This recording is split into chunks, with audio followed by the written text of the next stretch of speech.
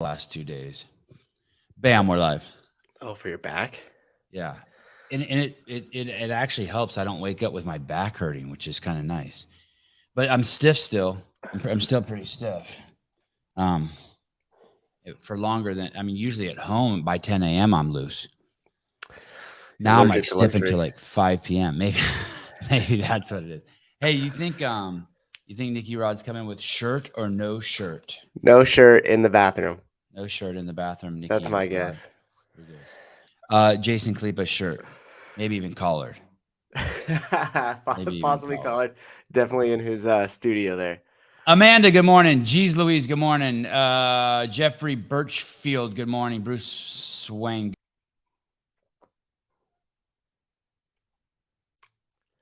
Well, it's not oftentimes that Sevan just bounces and here I am alone. At first I freaked out like I hit a button or something. I double swiped up and I double swiped up the sorry. No, you're good. Weird.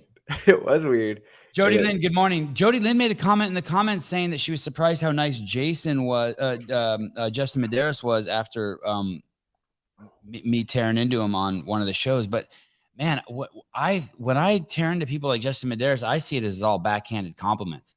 It would be like if someone said to me, man, like, damn, Sevan, the way your pants fit you in the front is weird.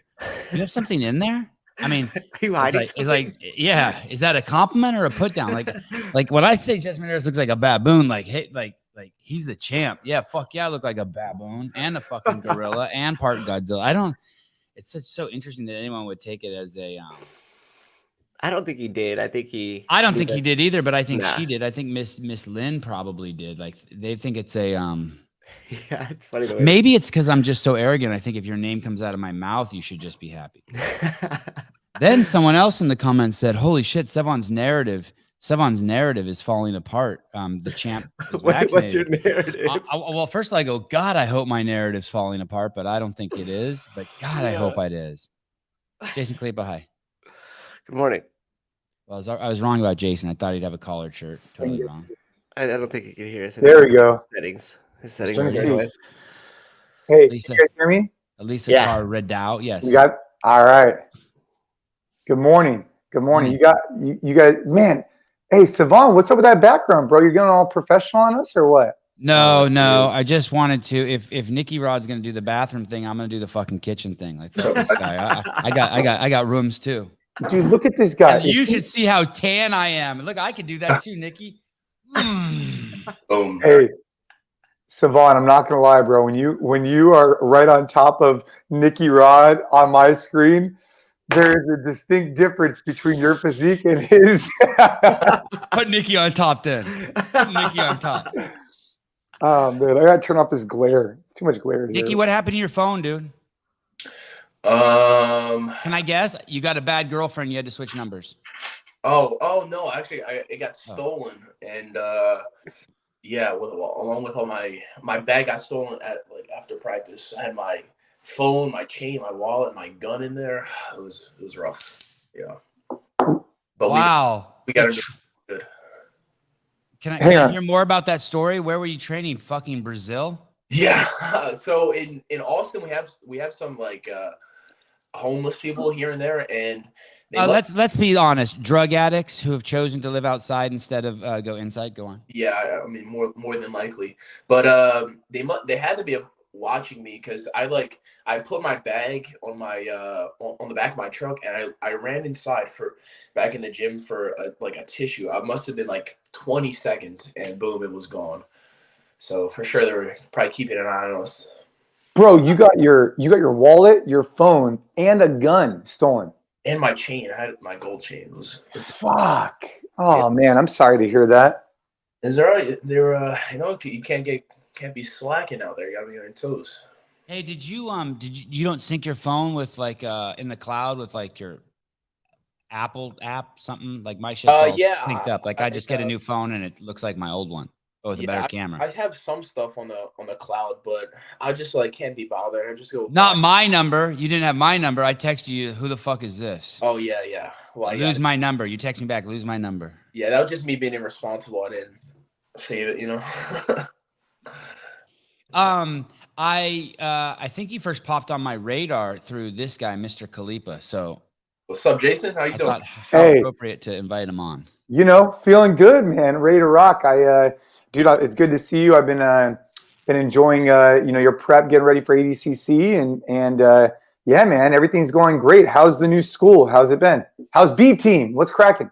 Yeah, B team's great, man. We're I think it took us a little bit to find like our routine because previously we were training under John Danaher, and he was kind of the leader of the team. We just kind of followed him, and we had to establish our own schedule, and specifically for like an ADCC prep schedule.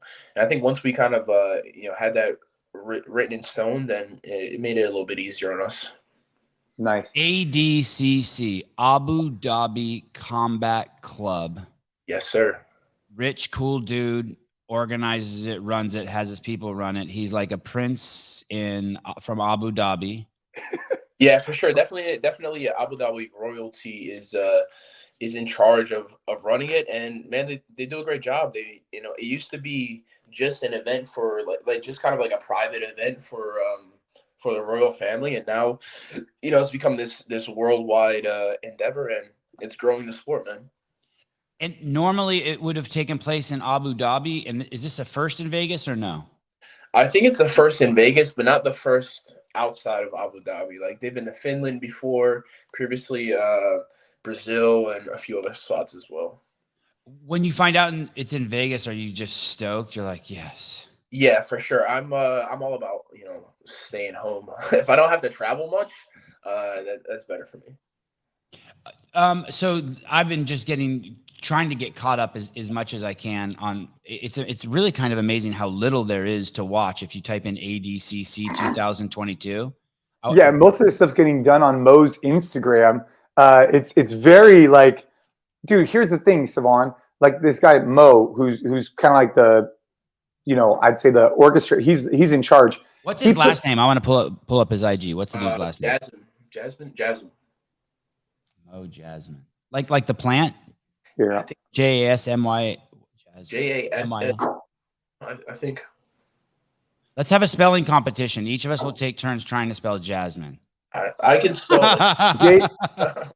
JASSIM. So his Instagram is Hasim. I'm gonna go with Hasim. Mo Hasim. Yeah, I was gonna say, what are you talking? I don't know if it's it's not. Yeah, Hasim. Look at that thick hair. Jasmine. me and that guy run a few terrorist attacks together. Mo Hasim. Okay. Yeah. So he'll be on his stories on IG, and he'll be like, look, he'll just be sharing the news about what's going on, and his audience is just super engaged. So to put in perspective, Sevan, not only have all these people qualified for like the World Championships, which Nicky has as well, but also they have an open division that they capped out at 1,200 competitors or 1,100 competitors, and they hit it. They hit it before the deadline. So this is going to be a major, major event, a big step in the right direction for combat sports and jiu-jitsu in particular, I think. Yeah, for sure. This event alone, if you get gold, it's gonna change your life. Like no matter what. So that's the goal, man. Yeah, the last ADCC was a huge spectacle, and we got a lot of notoriety, and it for sure grew the sport. But it seems like this year, after this event, there'll be more high level media interested, like maybe in ESPN, maybe like an Amazon Prime. So I think it's likely that the brand ADCC gets affiliated with a more high-end media source, and that'll really push us, to that next level.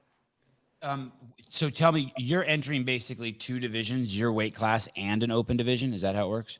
Yeah. So there's a open tournament that's not the ADCC World Championships. So like ADCC World Championships will be Saturday, Sunday, but like on the Thursday or Friday previous to that, there's like an open tournament where like you can just register and compete, but they capped it. It sold out at like 1,000 competitors or something. So we have essentially two events where we'll be at the open, just like, talking to the fans and stuff. And then we have the World Championships on the weekend, which is, then it'll be go time. So in that, will you compete in that open with the 1,000 or so? Is that what you're saying? No, I'll only compete in the World Championships, which will be Saturday and Sunday. And what weight will you compete at? I compete at ultra heavyweight, which is anything over 99 kilograms, and also the absolute division, which is there's no weight class. What's the second thing you said? The what division? It's called the absolute, where there's just no weight classes. So you could have somebody that's 120 pounds against somebody that's 300 pounds. And do those run simultaneously? Will you be in two brackets at the same time? So it'll be the weight classes by themselves will finish early Sunday, and then immediately after the absolute starts, so it'll be a whole nother tournament. And which one is it?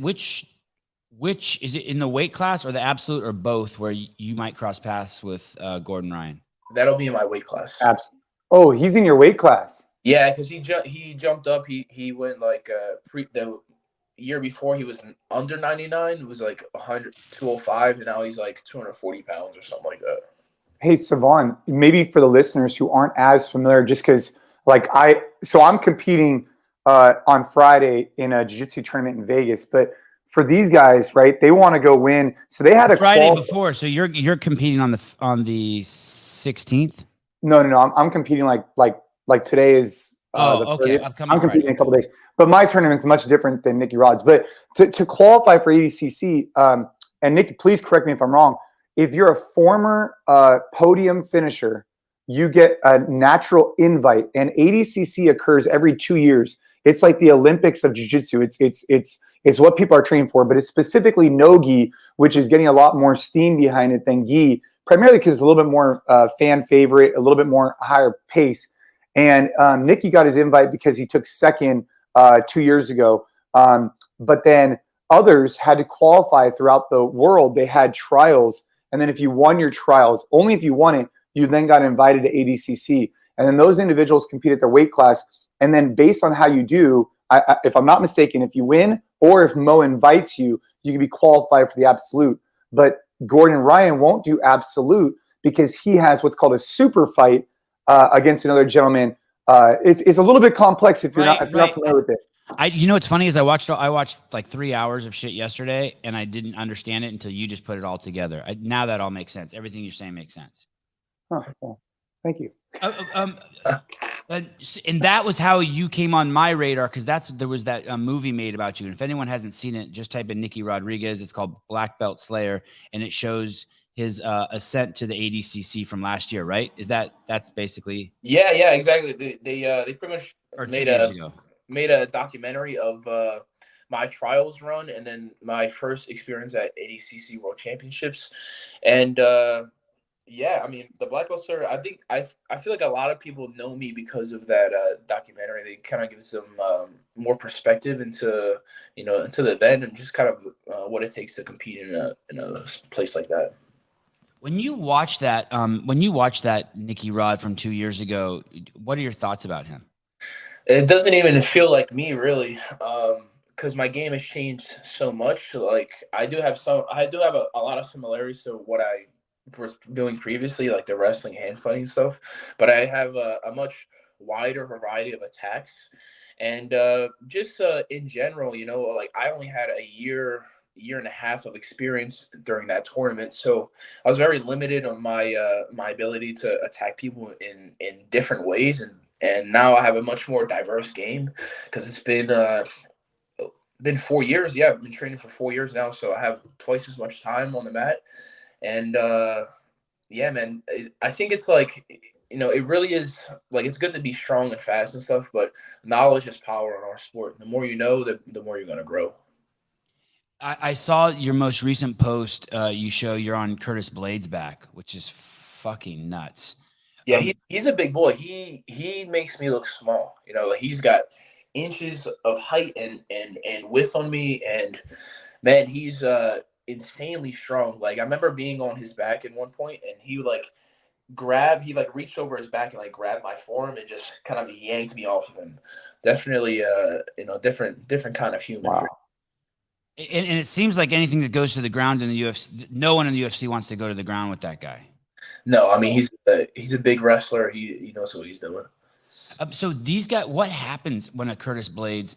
Like, are you just in the gym working out, and all of a sudden you see at the door there's a shadow, and he comes in, you're like, holy fuck, Curtis Blades is here to fuck with me? Well, a lot of the fighters come by and spend some time with us, maybe a couple of weeks or a month or so. And you mean a lot, like a lot, right? Yeah, for sure. Like I saw Volkanovski in there, I think. Yeah, we get quite a few UFC fighters and Bellator fighters, just fighters in general. And they during their camp they want to stop by, work on some technical things, because what we can offer towards the UFC fighters is the wall wrestling, the ability to hold your opponent down, the ability to get off bottom when necessary. So we can implement those different skills and tactics to them and really help their game plan when they're in the cage. In that thing with Curtis Blades right there, do you ask him before you post that? Hey, dude, I have a video of me on your back and submitting you. I'm posting it.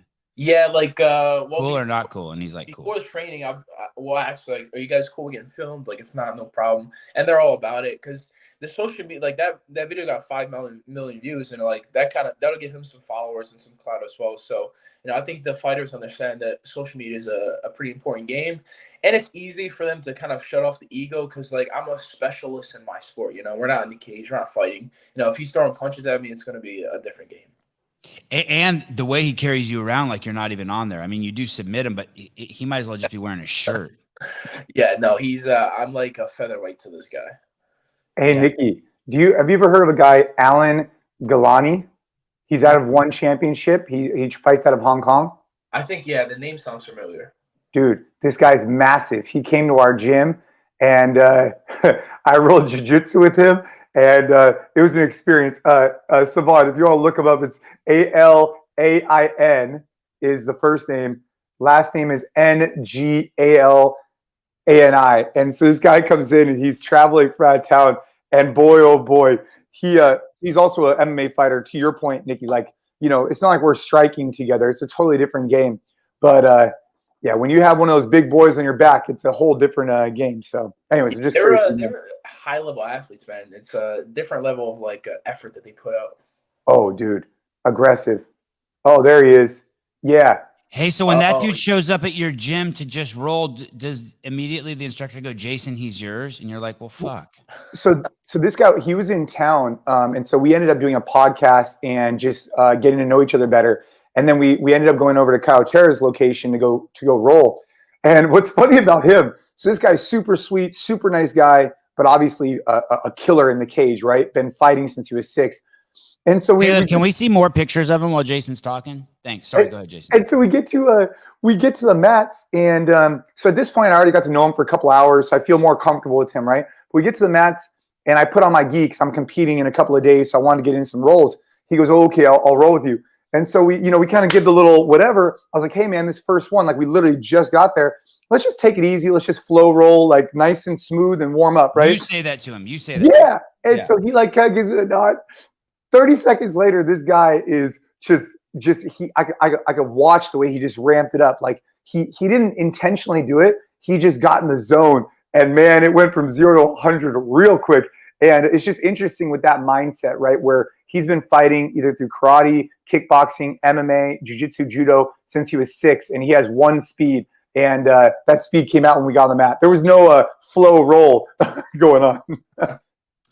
Nicky, I had Medeiros on yesterday. That's the fittest man alive. And he comes from a wrestling background. And I said, hey, are you chomping on the bit to get in there? And he said, yeah, I am. I'd like to, wrestle and do some jiu-jitsu and grappling. I just really don't want like 2 egos to collide and like something bad to happen to me. I would just need to find the right person to roll with, does that person, Jason, does that person exist? Is there, like, if someone comes into your gym, Nicky, are you just too dangerous? Is it like, hey, I'm going to turn, are you a lawnmower turned on its back? I'm a way to roll with Nicky. I'm usually, I'm always in control, there's no like really spazzing around. I mean, there's a lot of effort put out for sure. But yeah, I mean, I know what I'm doing. It's not likely for people don't really get banged up too much in our gym. More like when there's like blue belts level, you have some people like spazzing around, or like what really hurts people is falling body weight. So anytime somebody's like jumping or leaving the ground and then coming back down, that's like when injuries occur. Like that cartwheel I saw you do over some guy. Yeah, I mean, yeah. For sure, that's a bit risky, but for me, it's a controlled cartwheel. I've done thousands of reps, Yeah, when you were saying people get hurt on accident, you weren't talking about yourself. No. Like, I'm sure you've seen this with your kids, Sevan, but like if people are interested in getting jiu-jitsu, whether it's Justin or others, I actually think the best people to roll with are not white belts and to kind of progress to a higher level. Because guys like Nicky and others, they know what they're doing, well, like that. So, yeah. It's crazy. It looks like it's in slow motion. Hey, Nicky, what's your training looking like right now? So today is the 30th, right? So you're competing in like 2.5 weeks, give or take. So I'm curious, like, how are you at with your weight cut, if at all? What does your strength conditioning look like? Workouts? What's your jiu-jitsu look like? Are you doing any type of taper? I'm just curious. Like, this is like the final touches. This is like the salt on top of the meal. So the event's 16 days away, right? We're about 16 or 17 days away. Yeah, so like essentially the hard work is done. Right now we're just focusing on staying fresh and staying sharp. But essentially my schedule has been Monday, Wednesday, Friday, jits at 8 a.m. and 12 p.m. and then like 40-minute cardio at nighttime, which is like 6:30, 7:30. And then every other day, just jits once and cardio at night. And the cardio could be like, like a CrossFit circuit, or I'm a fan of the rowing machine. I'll get on there. I'll do some interval training with the rower, just because like I can't always push myself to like that extreme limit in practice. Because one, the training partners, like sometimes they break, like, they just can't go that hard. And I'm pretty efficient with my movement, so it's hard for me to really, really get tired in practice sometimes. So I like to come home, get on that rower and just zone out. I'll turn music off. I'll just be in fucking silence and just be fucking pulling and envisioning and just kind of seeing the tournament in my mind before it happens, So that's kind of my schedule. So guaranteed 2 workouts a day, jits and a session at night. And Monday, Wednesday, Friday, we have 2 jits and then cardio at night. Go ahead. No, you go ahead. Well, Jason, I got a follow-up question for that. Yep. So I know for weigh-ins at Adcc, there's this interesting dynamic where weigh-ins open at 6 a.m., but they close like 4 or 5 hours later. And so you have a 5-hour gap between when you can start weighing in and then when you compete, right? And so I'm curious, you have to weigh in every day. So do you wake up earlier and go to weigh in? I'm curious, like, do you go to the weigh in at 6 a.m. or do you wait as long as you can to go to weigh in so you can get more rest? I imagine every athlete's going to have to figure out what's best for them, because the way they're doing it is every day you have to weigh in. So like, what does that dynamic play in? Because it's not like you're weighing in once. You have to do it every day. And then it's early in the morning. Yeah, I think if you're cutting weight, it'd probably be best to go to bed early and weigh in early. Like you obviously don't want to get 6 hours of sleep before an event. You need 8 to 10. But I would say it's probably best to weigh in early so you have a long time to recover. Get rehydrate, refuel, and stuff. But for me, I'm not cutting any weight. Just because I'm in the heaviest weight division. If anything, I'm going to be the smallest guy in my weight class. And I'm okay with that because, honestly, cardio is much more important than strength. It's not about how good you are, 5 minutes in. It's like, what do you look like at the 15-minute mark of the match? So that makes a big difference, and I think endurance goes a long way. And I watch a lot of CrossFit stuff just because I feel like you guys are very well-rounded athletes. You have ability to sprint as well as ability to run a marathon and hit a PR at the same time. So I think I like to implement that kind of mindset into my jiu-jitsu. How do people really? I don't know if people understood the implications of what Jason just said there, but basically, normally if you're going to fight, you weigh in a day before the fights, and then everyone can get fat, and it's a done deal. You only weigh once. If you have to weigh in every day, how can anyone cut weight, right? Because, well, I think you just there's something about cutting weight to, like, even if you're kind of malnourished a little bit, it kind of makes you a bit more hungry for competition. Like maybe if you ask me, I think it's best to not cut weight and be, you know, as hydrated and as fueled up as possible and eat for performance. But some people, it gives them a little bit of edge if they're a little leaner, a little meaner, you know. I don't know. Some people, you know, take advantage of that. You're in the 99 kg. How many pounds is that? 220? It's like, I think it's anything over like 215. Anything over that weight, I believe. And then that's it. So you could come across a dude who's 300. Yeah, I've had a few guys that were like 360, 340, 270. There's no cap at the top. It just goes. Yep. So if like Andre the Giant if some dude 7'4", 450 pounds rolls in, you got him. Yeah. We've had matches in Adcc where, you know, Lachlan Giles is like 145 pounds and he goes against a guy that's, you know, 270 pounds. So you have a huge weight discrepancies. God, I wonder how stressful that is for the judge who's out there on the floor. Yeah, I'm sure pretty stressful, but it's a small man game, dude. I mean, I've seen the little guy win plenty of times. Could you in jiu-jitsu, in this, what you're doing, you could pick a guy up and throw him. Yes, you can pick a guy up, you can throw him, you can slam him. If they have a submission on you, you can slam him, you can slam out of the submission. Like if he has an arm bar, you can pick up and drop him on the mat. But if you're arm barring or triangling an opponent and you're getting picked up, I mean, you should probably let go because it's not really worth a concussion, a back in your life. You know, I've just seen you pick a guy up by both legs and spin him in circles, and I just kind of picture you if you came across a guy who was 150 and he was on his back, you could just grab him by his ankle and start swinging him like in a fucking cartoon and just throw him off into this. Yeah, I mean, 150, 250, 350, all of them, they can all get picked up. It's no problem. It's fine. From my experience, I don't know if Nicky agrees with this, but like, this poor fucking guy. And he does tap. So at the amateur level, and Nick, correct me if I'm wrong, like our level, like there's no slamming allowed. There's a rule set against it. But you know, one thing to take into consideration is like you think these small guys are like it's way easier and you can just like flip them around and like there might be some of that. But man, if you get some of these small guys who they also have skills like bigger guys like Nicky and others don't have, like they're super flexible and dynamic. They start like rolling around, like they start like berimboloing and doing all this weird shit. And so sometimes, at least for me, and I don't know if Nicky feels the same way, some of these smaller guys are even more challenging at times to roll with because they're so dynamic in their movement. I don't know. Do you feel that way, Nick? I mean, I'm not at the same level, so at least for me, it's tough sometimes.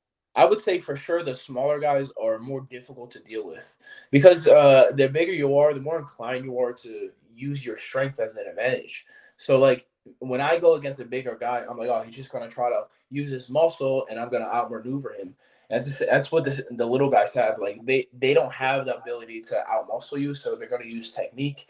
And that goes along with it. And I find that the smaller opponents typically have much better jiu-jitsu and their game plan fits pretty well into something like Adcc.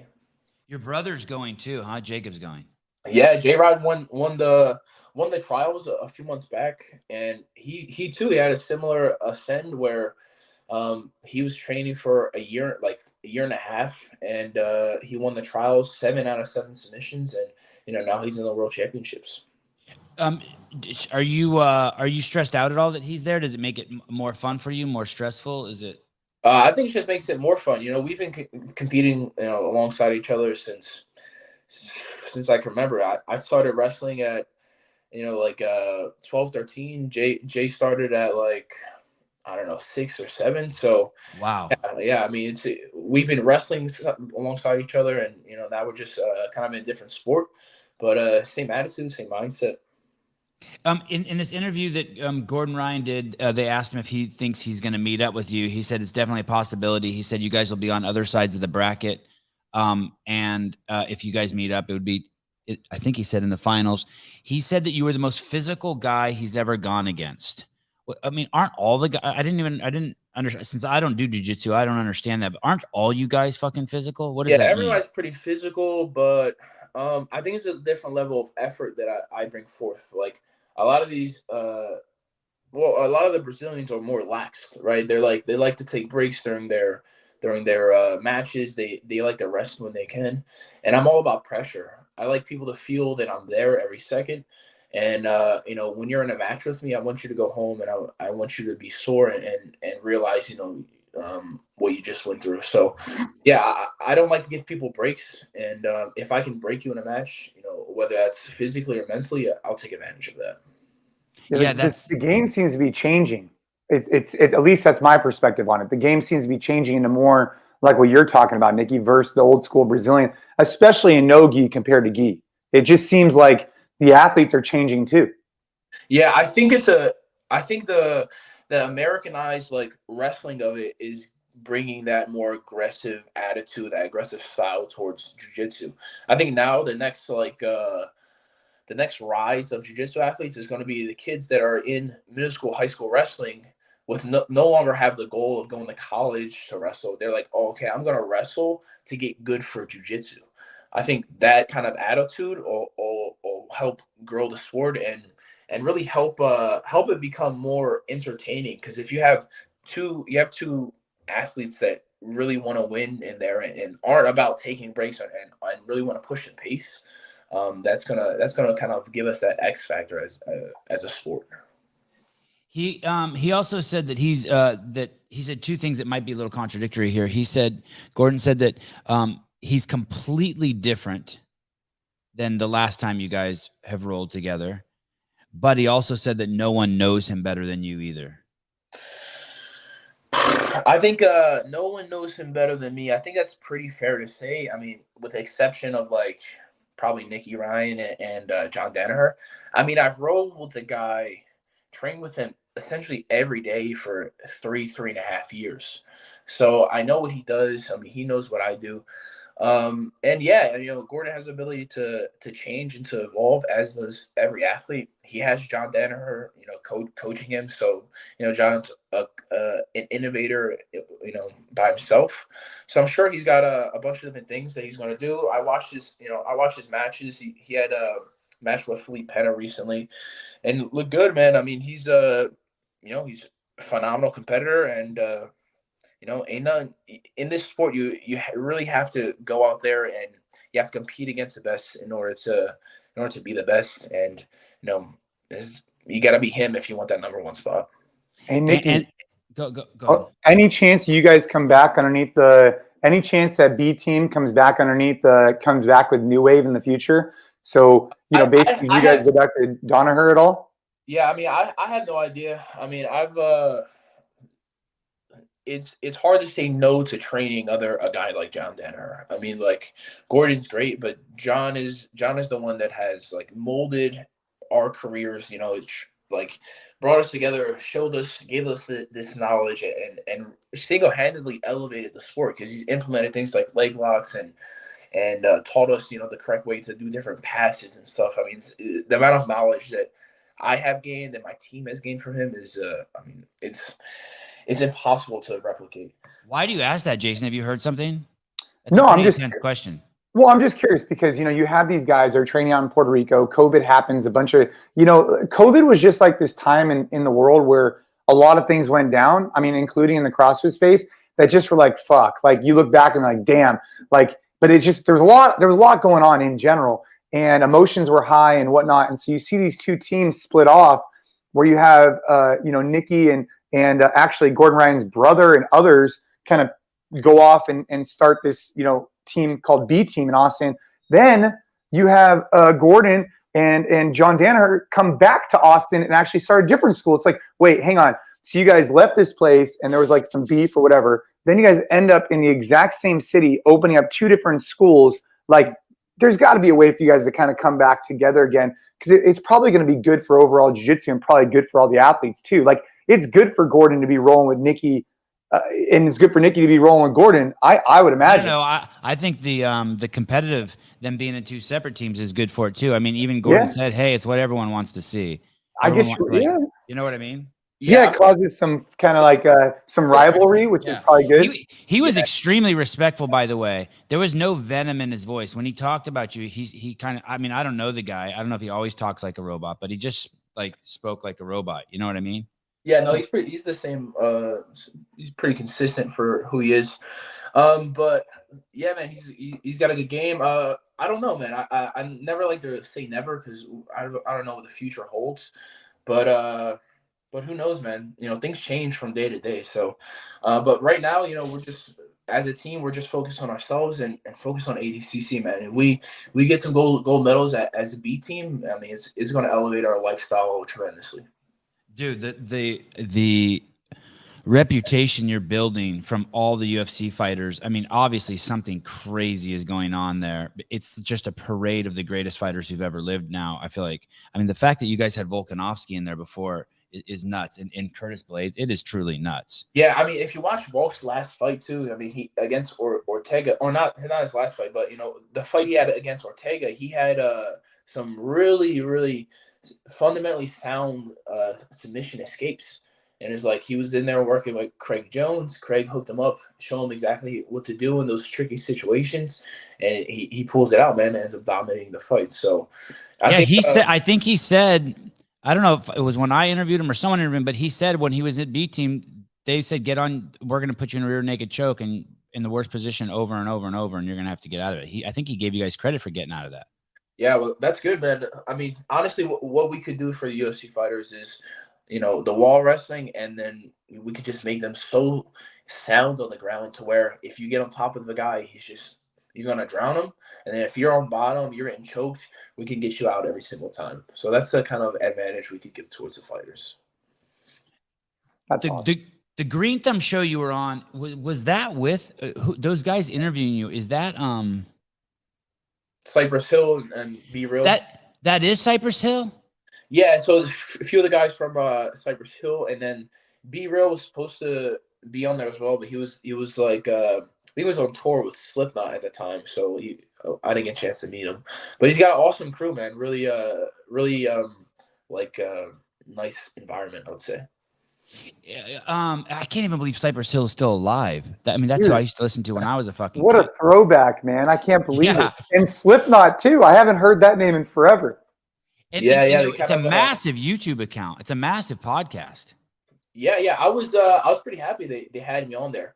It was cool. Inside their building, they had like this old school car, all candy painted out. It was pretty sick, man. It was a nice spot. I was surprised that you smoked weed. Yeah. I mean, they asked me. I would just think you'd be like, I'm putting that shit in my lungs. Especially when I hear you talk about putting pressure on people.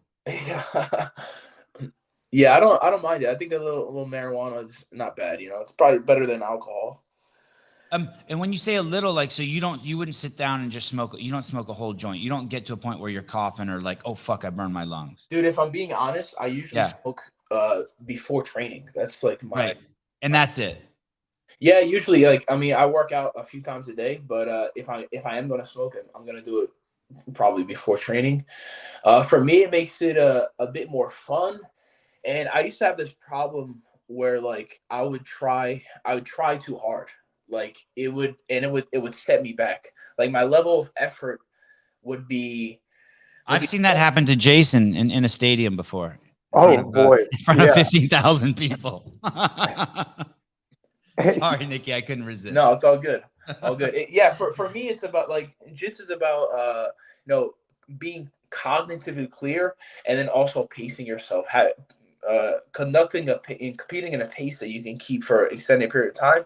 So like I was brought up with a wrestling mentality that try harder and that's better. And in some situations, but like I said earlier, knowledge is king, and the more you know, the more you'll be able to grow. Nicky, so let me ask you this question. So if you go and you smoke before practice or whatever it is, if you have multiple training sessions, are you only doing it before one, or do you just like kind of do it before multiple sessions a day?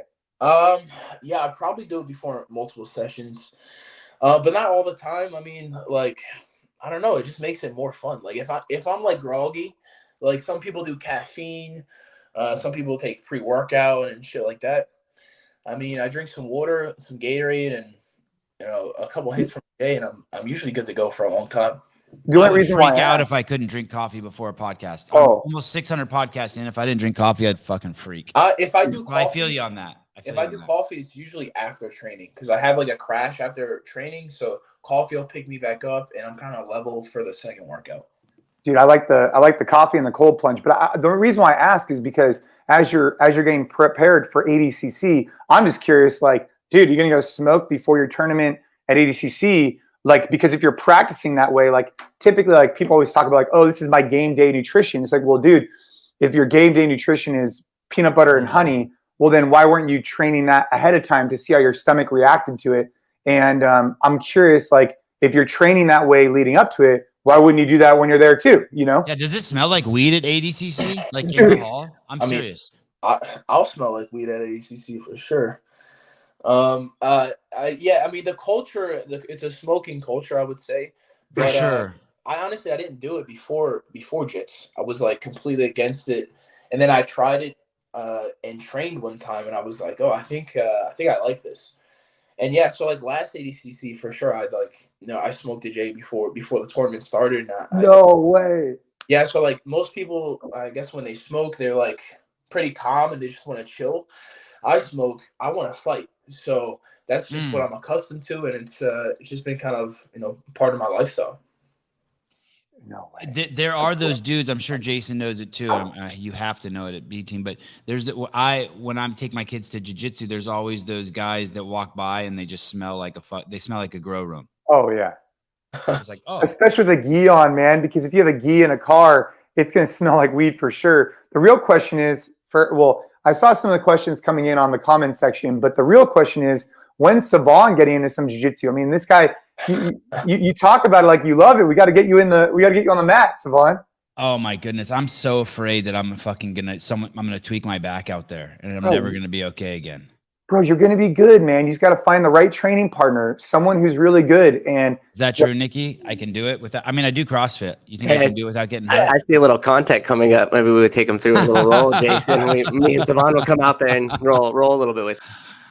Yeah, to keep you healthy, Sevan. I think it's good to know how to handle yourself. You ever been in a fight? Not since high school. I'm 50. Well, I just slapped my kid around the other day. He's 7. Fucked him up. Give him double leg me. I went down. Dude, like if you give 6 months to jiu-jitsu, you're talking like 90% of the world you could throw down to the ground and beat their ass if you had to. Oh, I like that. Yeah, I like that. How old are you? I'm 50. Oh, you're good. Bro, you don't look a day over 40. You look good. What's the oldest guy at your gym, Nicky?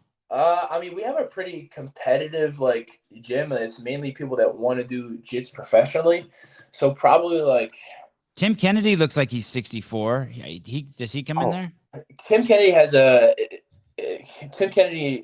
is one of those guys that puts extreme amount of effort out when he's on the mat. For sure, you'll know that you're old with Tim Kennedy. Your back will be sore, your neck will hurt for sure. So, and I'm just joking. He's not. He's probably like 40, right? Yeah, no, he's 40-ish, something like that. God, right there, he looks more like James Taylor. He looks more like a lover. But look how small he looks next to Nicky Rod, and he's fucking massive. Like, there's a video of us doing jiu-jitsu together, or I don't know. I'm sure there's something of us standing. He's huge. I mean, but Nicky, that's just you out angled him for sure on that one. Yeah, it's on the angles for sure. Yeah. Hey, Nicky, what is that like with people who train at both gyms? They train over at Danaher's gym and your gym, like someone like him. Like I see content from him coming out of both camps. Yeah, I mean it's no problem. I'm not like holding any grudges. I don't care if people train here and there. I came up cross training.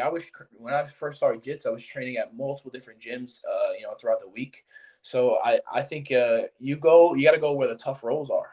So I definitely respect it if you're trying to seek out that adversity. I do a show on Friday mornings with this UFC fighter named Darian Weeks, and then a comedian, Justin Nunley. And Darian's a welterweight in UFC 171.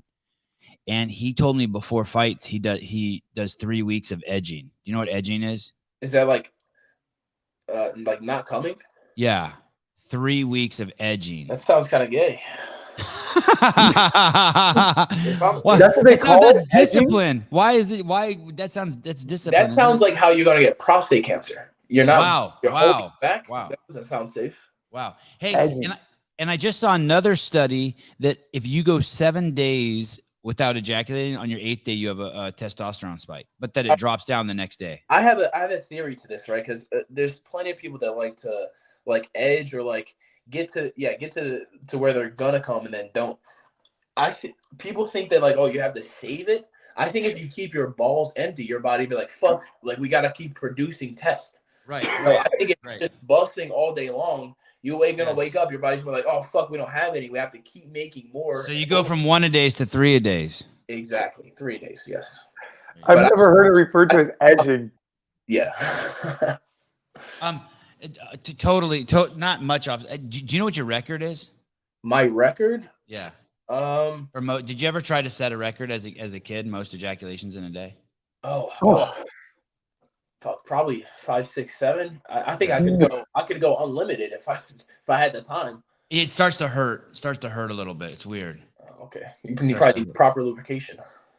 I went for a record once as a young man. It's 7, and it really is like not the 7th one is nothing like the first one. You're probably just dopamine depleted by the end of the It's like it goes from shooting something that's really smooth to almost like shooting sandpaper. It's weird.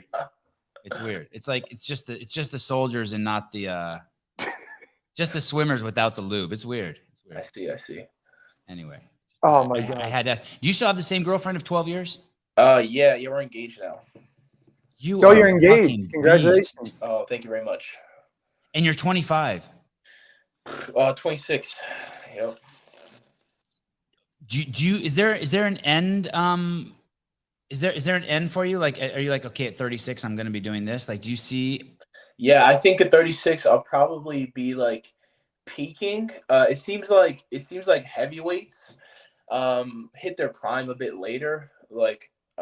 25 is usually a good time for prime, but seems like the bigger you are, usually the later on in life you'll be, hitting your peak muscle maturity and peak testosterone and shit like that. So I think 35, I'll probably be hitting my peak stride, and then hopefully own a bunch of businesses and stuff. I have I'm part owner of B Team. I have some other stuff going on as well. Yeah, I mean, in Jits, it's not enough to be an athlete. You have to be a bit of an entrepreneur if you really want to have a good lifestyle. Do you consider Jason big? Yeah, Jason's a big boy. Yeah, he is. I mean, Jason, what's your biggest size during competition? Were you 205, 210? Yeah, I was when I was competing in CrossFit, it was 210 was my go-to. And when I tried to get lower, I felt weaker. When I tried to go heavier, I couldn't do all the gymnastics. So I like that 208, 210, which I weigh. So interestingly enough, right now I weigh 212. I'm competing at 222 with the gi on. I don't have to worry about weight. I don't want to have to stress out about that because I'm not good at cutting weight because I never did it professionally. So on Friday, that's what I'm competing at. But yeah, man, I've tried to go. I'm debating about trying to see 199 on the screen. I haven't seen below 200 on a weight scale since probably 8th grade, I think. Oh, wow. Yeah. I was a big kid. And so I'm debating. This is an idea I have, which is, dude, I've gotten down 201 for the Jiu-Jitsu tournament a little bit ago, but I've never seen under 200. So I'm thinking about doing that leading into the Rogue Invitational. That's at the end of October, just for the hell of it, and see if I can get below 200 for the first time in 20 years. Are you pretty shredded at 201? Oh, bro, I'd be, yeah. I mean, because right now I'm not I'm okay, but I think at 200, I think I'd be pretty shredded. Yeah, that's why kind of why I want to do it is I want to see how shredded can I get. Hey, for CrossFit, right? Because you guys always ate for your diet's for performance, not for cutting. Yeah. Are you eating during a workout? Say you have say you're rolling, right? You're doing jits rolls and you have a 40-minute session and maybe take a 30-second break, or a minute break here and there. Are you doing strictly water? Are you going to eat some gummy bears and Gatorade, or you just going to hydrate and go back to it? Yeah, it depends on the duration of the event. If it's a really long training session, I'll add in some type of sugars. I particularly love peanut butter and honey. I think it's a great energy spike and a little bit more consistent energy with a little bit of fat and a little bit of protein in there. But yeah, in general, it depends on how long the duration of the session is. But like if you're doing like an hour or 2 hour long, just straight cardio, yeah, you'd want to probably have something in the middle of it. Or if you're training and you want to like find that depletion stage where you're just like fucking getting wrecked, that's also not bad. It's just if you're trying to train for performance, you'd want to fuel up at some point. In particular, when you're strength training, like if I'm doing like a strength session, I'll maybe have like a little snack, and then I broke up my training days into 3 sessions. So like even today, for example, I was in the garage, I worked out with my kids because that's just what I do at 6 a.m. And then I'm going to go train with some other group, and then I'll probably maybe do jiu-jitsu later on. So I have meals throughout the day, but training for performance, I want to see, hey, how does this food make me feel? And it's not so much about getting lean. That just becomes a byproduct of all the training. So say you're doing like sometimes you work out 3 times a day, right? Like hypothetically, if you're in peak preparation for the games, right?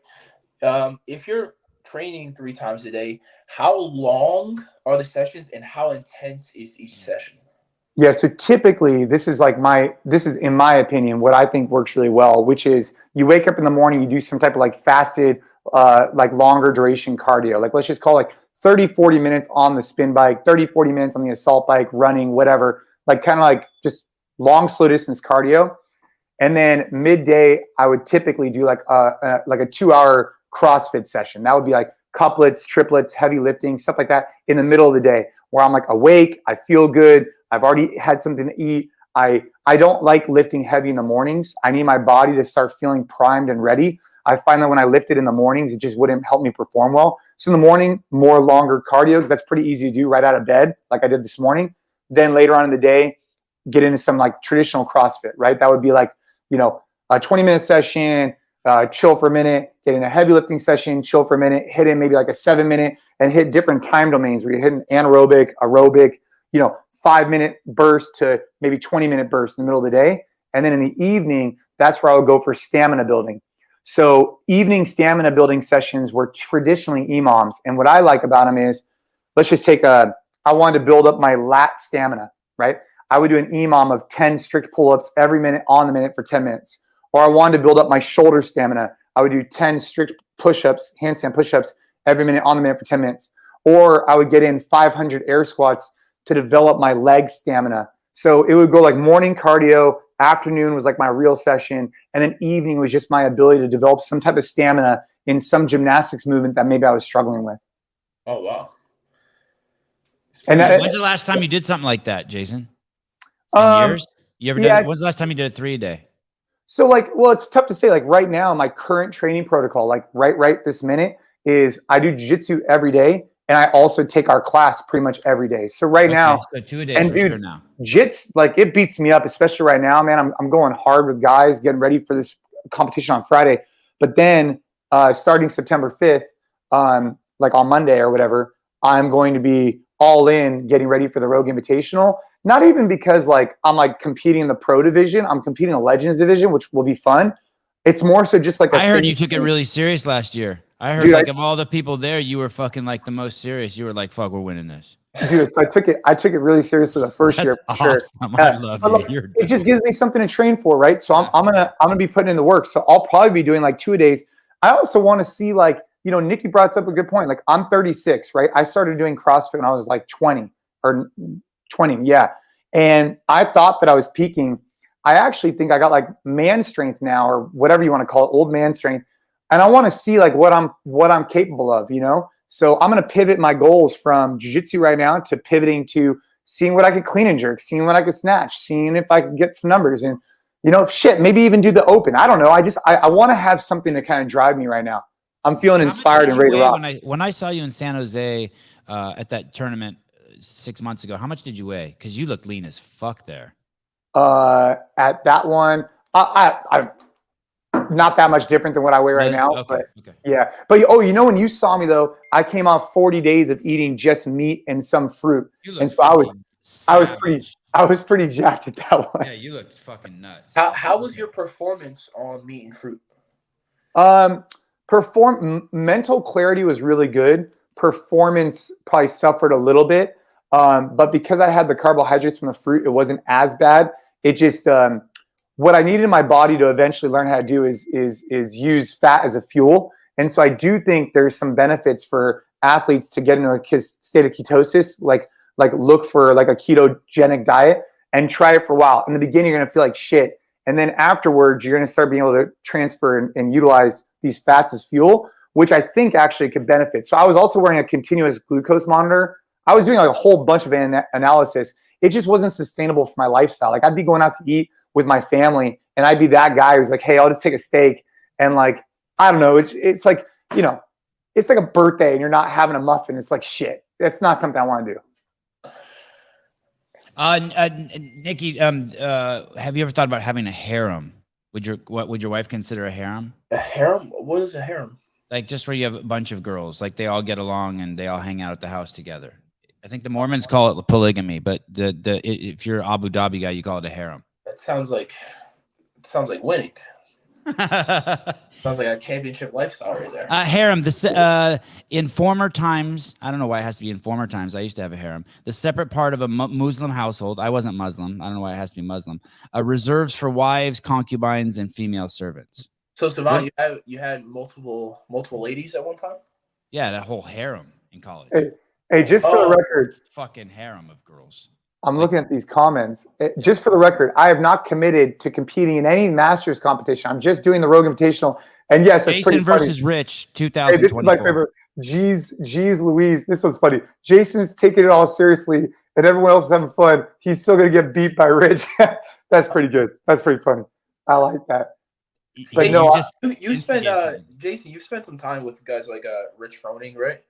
Oh yeah, I spent a lot of time with him. Yeah. So what do you think's the difference between a guy like that and like your standard like top 20 CrossFit competitor? I mean, Rich in particular, I spent a lot of time with him because him and I competed on Team USA for CrossFit when they had it. We competed on it 3 years in a row together. So we would train a lot together in preparation for that competition. And we stood on the podium a few times together as well. So I'd say the difference maker was, his dedication to the craft, his dedication to the sport.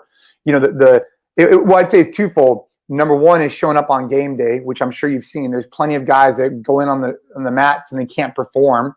And number two is literally just his relentless pursuit, man. All day, every day. Like I thought I trained hard, and then you go there and it's just like you're just in his barn or in his basement, like literally all day, every day. And so I think it was a combination of those things, like his dedication, his ability to perform, because he was very athletic and still is. And then, his God-given talent. He also had a lot of faith in, which I think drove him, right? He believes that, God gave him a gift and he wants to go express it. And I think things like that help him perform. So, yeah, I'd say it's his mental toughness and it's his grit and it's his, consistency. Who's the CrossFit GOAT in your opinion? The GOAT? Well, Tia Toomey. Wow. You're talking about. Oh yeah, that's right. So if you want, she has 6 straight wins. Before that, if I'm not mistaken, she took 2 seconds. She's also an Olympian in Olympic weightlifting. Jason, stop avoiding the question. What about dudes? Well, for dudes, it's okay. For dudes, individual. Overall in the sport, I think Rich, because he has more championships than anybody else from individual and team. He's just been dominant for like a decade. But individual for just non-team, then it'd be Matt, because Matt has 5 and first places and Rich has 4. And I think that you need to put Jason in a headlock and ask him again. Just really get it just cinched on there and just keep asking him a few times. He's dancing around. I'm dancing a little bit. It's not as easy of a question, because like you could also make the argument Rich and Matt only compete at the games together once and Rich won. But you could also then say, well, Matt went on to win 5 first places. So it's like, I don't know, man. I know I'm waffling. It's because both the guys are incredible. So sorry, I'm not that controversial today. Nicky, let's say you're training. So where does innovation come from in the sport? Let's say you have a really strict schedule. You're going to train twice, and this is in the morning is going to be, I don't know how you break it up, but when does innovation come in? And does it come with, you have to be like, okay, fuck, I'm going to have to abandon my training today because I want to innovate. I think I've spotted something. I'm going to have to rework my schedule. Innovation and learning comes like, be either far before or after competition. Like if I'm a couple months or a few weeks out from comp, we're just sharpening the tools that we have. But when you have a good break, when you have 3-4 months in between competitions, then you can focus on implementing a new game plan or a new strategy, and really, that's the time to learn. I think some people try to like learn a little bit too much, too close to competition. It can kind of affect how they compete. But if you're close to competing, you're really not going to learn anything that's going to change you that much. So for sure, like in between comps, if you have a few months because for me, it doesn't. Very rarely can I learn a move and then do it on a world-class athlete immediately. Like usually it takes a few weeks, few months for me to really ingrain that, because it's not just about the move. It's about, all right, you have to learn a setup for it. Now you have to learn multiple setups. All right, now what happens if you fail this move? Now what's a sequence to escape once you fail the move? So there's a lot of things that kind of intertwine when you're trying to learn. You know how Gordon did that thing where like he hands the envelope like to the judges, and then like they open it up and he submitted the guy with the triangle and he calls advance. Have you thought about doing that to him when you come across him, like just to fuck with him? That would be fun. And then they open the envelope and it's just one guy standing behind another guy railing him. Yeah, I mean that's maybe you could do that to your friends, but I don't know. I'm more when I compete, I take it pretty seriously. I feel like when I'm on the mat and I'm competing, I feel like this guy is trying to kill me. So yeah. I kind of treat it that way. Yeah.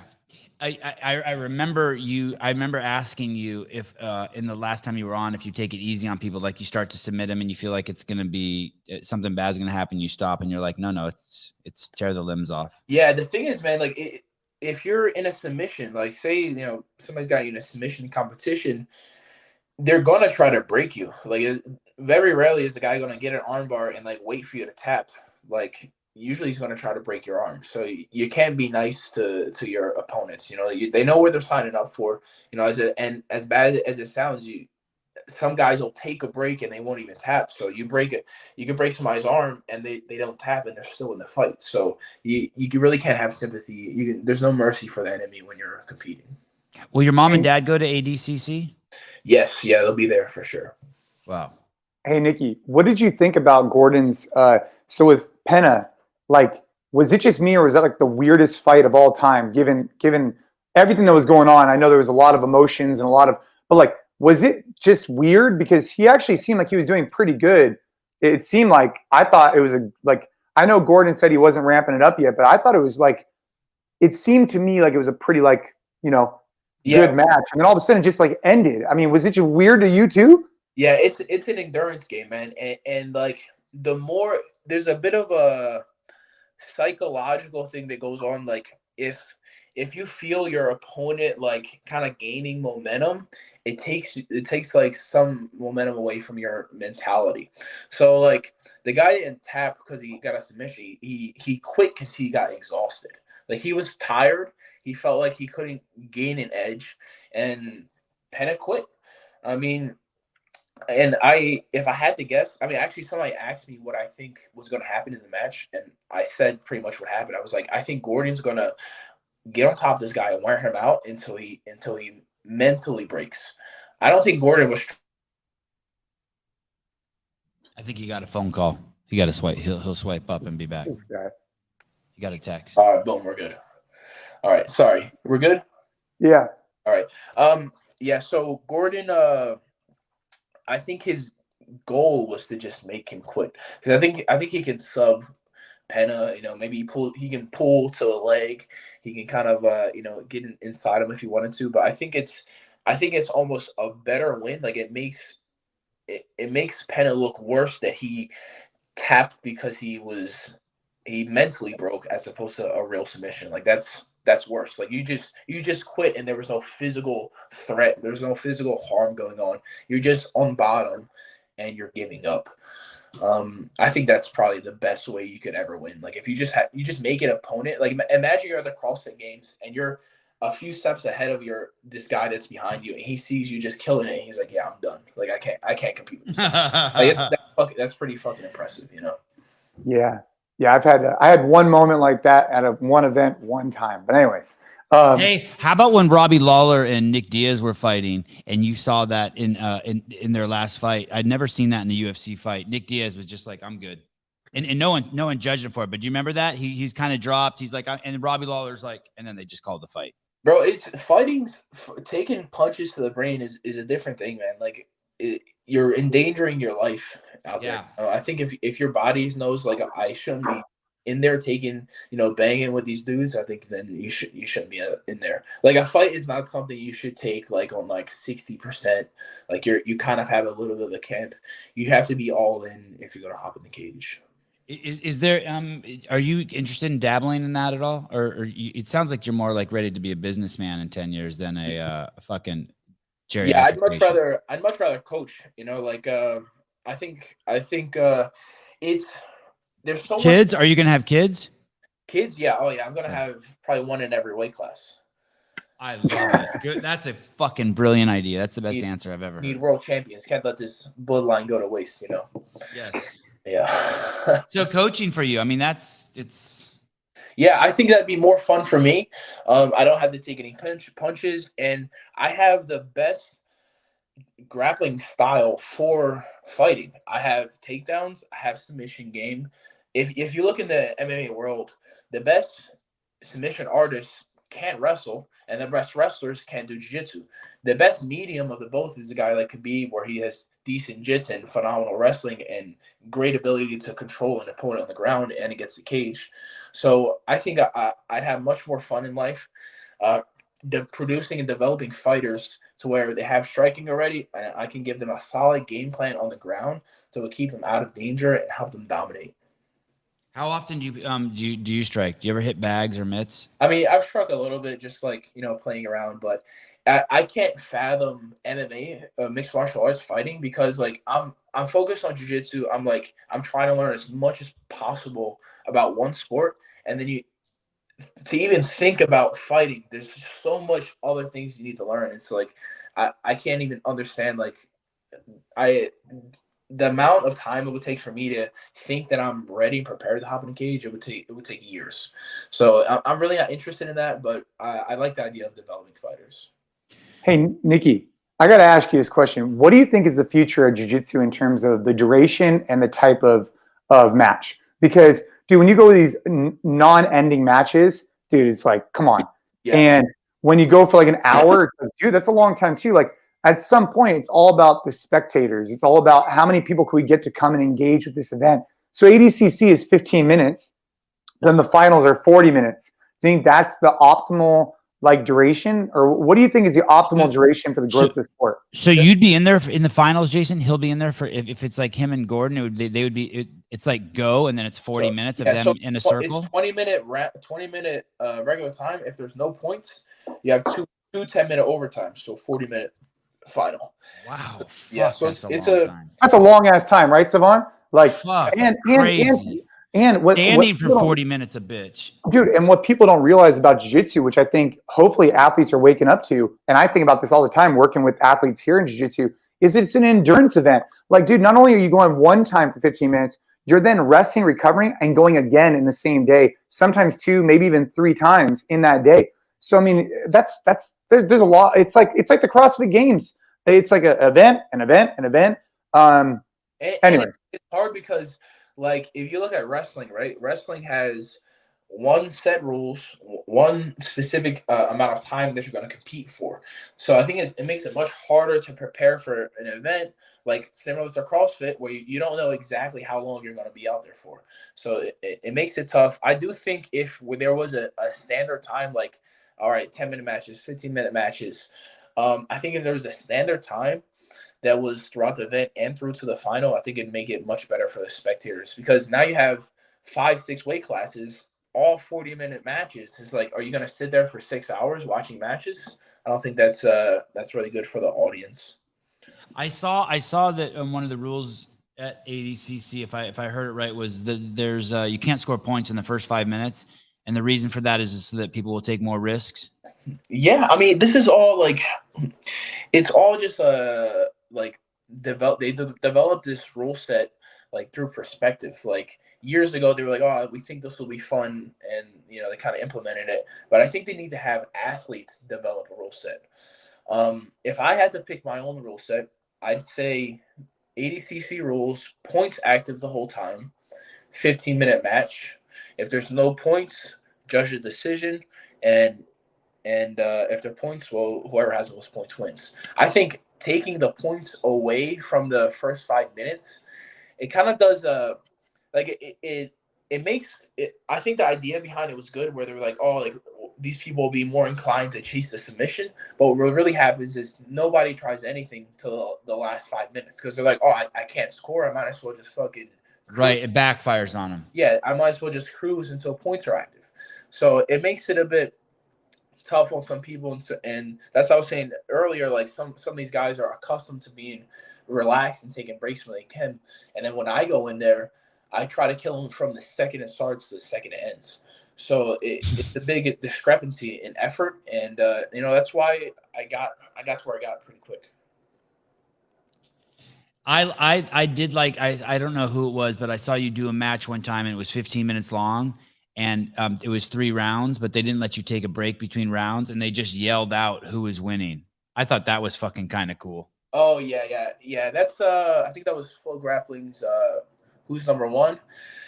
And yeah, it's tough. One of the hardest aspects of jiu-jitsu is that every time you compete, if it's in a different event, then it's a different rule set. So like Who's Number One has different rule sets than ADCC, then submission underground grappling. So like it really does make it hard to game plan when you have when you're getting scored differently.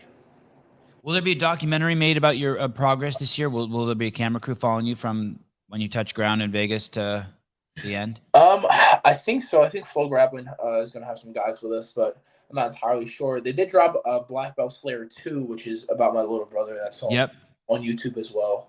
I'm actually going to bug him tonight. Cool. How do you feel about that? Win or lose? How do you feel about a camera in your face after it's over? You comfortable either win or lose? Yeah, I mean, in media, you got to have good media if you're going to, kind of grow your brand. So I understand it. It's just part of the sport and the lifestyle. So the more, quality content you create, the more you can document your lifestyle, then, the bigger your brand's going to become. Jason was one of the first to figure that out in CrossFit, which was pretty awesome. Let me ask you this. So you have someone like Tia at the CrossFit Games, and she's suggesting that, and she's been there 6 times. And when I think of people besides Tia, I think she's won 6 times. Yeah, sorry. Yeah. And every time you don't beat her, you missed an opportunity to fucking take her soul, right? Because if she doesn't come back next year and someone else wins, like now Justin Medeiros didn't get a chance to beat Matt Fraser, so now he has to build his resume. But if he would have fucking beat Fraser, we'd all be like, oh fuck, right? If you beat Gordon, do you see this at all as like you cannot fuck this up?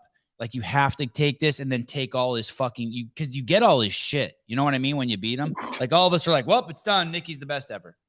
Yeah. Whereas if you don't, then you have to fucking you get 10 years of work ahead of you. And what if you don't see him again? What if he gets hit by a bus the day after the competition? Yeah, I mean, pretty dark, Sevan. I'm just trying to lay it out. Yeah, no, I hear you. I don't really think that in depth into things like that. I just take it for what it is. There's a guy in front of me. He wants to hurt me, and I gotta hurt him first. Right. Hey, that's an interesting point, Sevan. I hadn't thought about it through that lens, right? Like if you said like Justin beating Frazier would have been different for Justin's He'd have career. 1 million followers instead of 500,000. I hate to be so superficial and shallow, but fuck, what like? Yeah, and that definitely matters. Yeah. Are you in the best shape of your life? Me? Yeah. No, because I think I'll be in better shape, as time goes on. I mean, I'm in phenomenal shape now. I've done everything I believe I should be doing to prepare for ADCC properly. I'm in fantastic shape. But what I will be in the future will be a shadow of what this is now. Yeah, you look fucking amazing, dude.